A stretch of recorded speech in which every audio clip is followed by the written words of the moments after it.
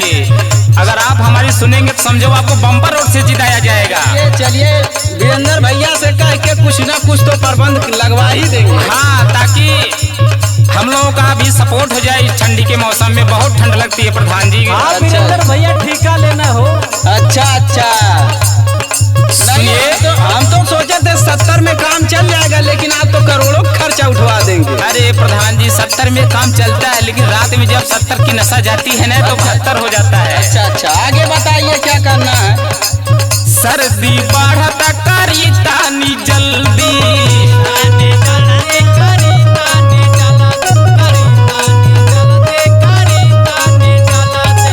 नहीं त गाँव के स्वर्ग कौनो जल्दी। बड़ी दिक्कत है। रुकिए, हम बहुत जल्दी व्यवस्था करते हैं, मंगा देंगे विदेश से। हाँ प्रधान जी, कैसे कि इस ठंडी में अगर एक भी नौजवान मरा तो सब आप पे ही इल्जाम जाएगा। पता है हमारी वोट घट जाएगी, वोट कट जाएगा। सुनिए, ठीक सर्दी बढ़त करी तानी जल्दी, नहीं त गाँव के स्वर्ग कौनो जल्दी। प्रधान जी हमारी बात गौर से सुनिए। बहुत आपके बात को गौर से ही सुन रहे हैं। जल्द से जल्द व्यवस्था करेंगे। टाका झांकी करे ले आड़ा में, अच्छा ये सब करते हैं सर्दी में, तब तो मर ही जाएंगे। हाँ प्रधान जी, टाका झांकी करे ले आड़ा से मरी जई है रढ़ुआ जाड़ा से, मरी जई है रढ़ुआ जाड़ा से, मरी जई है रढ़ुआ जाड़ा से।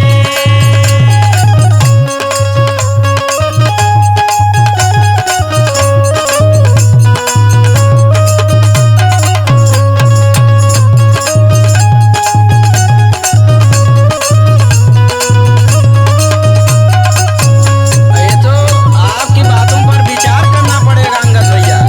प्रधान जी, जैसे कोरोना का महामारी आया था ना, समझिए ऐसी ठंडी पड़ रही है कि सब नौजवानों का हालत खराब है प्रधान जी। नहीं तो हमारा भी नाम विधान मत वाला है, पूरा व्यवस्था कर देंगे, सबको मस्त कर देंगे। हाँ तो प्रधान जी समझ लीजिए, हम आपका उपकार जिंदगी भर नहीं भूलेंगे हमारा डूंगा लोग। ठीक है, बहुत जल्द व्यवस्था आप लोगों का कर दिया जाएगा वोट से पहले। और हमारी बात पर गौर करिए प्रधान जी। हाँ सुनाते रहिए आप। बतिया पे हमारे करा तो विचार हो, भैया इसको नोट कर लिया जाए, जल्दी व्यवस्था कर दिया जाएगा। हाँ। सुन रहे हैं प्रधान जी? जी इसको नोट कर लिया जाए वीरेंद्र भैया। सुनिए प्रधान जी, हाँ सुनाइए। नाही त दी कौनो दतवा चियार हो,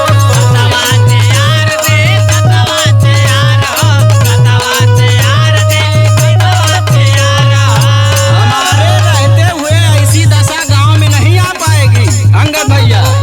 अरे तोहरे जैसन प्रधान मिली है कहाँ? नहीं, सारी व्यवस्था करवा देंगे हम।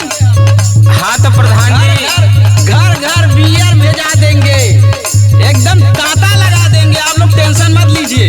हाँ तो प्रधान जी समझ लीजिए कि अगली चुनाव इस बार आपका झंडा लहरेगा इस बार गाँव में बस प्रधान जी। वही चाहिए अंगद भैया। सुनाइए आप।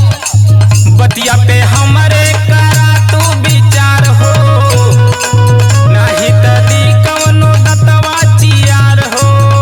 सुन रहे हैं प्रधान जी? सर्दी जाई ना अंजना जी के काढ़ा से, सर्दी जाई ना अंजना जी के काढ़ा से, मारी जई है। सर्दी जाई ना सनी जी के काढ़ा से, मरी जई है। काढ़ा भी काम नहीं कर रहा है। कुछ नहीं काम रखा, दवाइयाँ नहीं काम कर रही है। व्यवस्था टंच कर देंगे एकदम, टेंशन मत लीजिए, काढ़ा पीने की जरूरत नहीं है। ठीक है प्रधान जी, सर्दी जाई ना सनी जी के काढ़ा से, मरी जई है।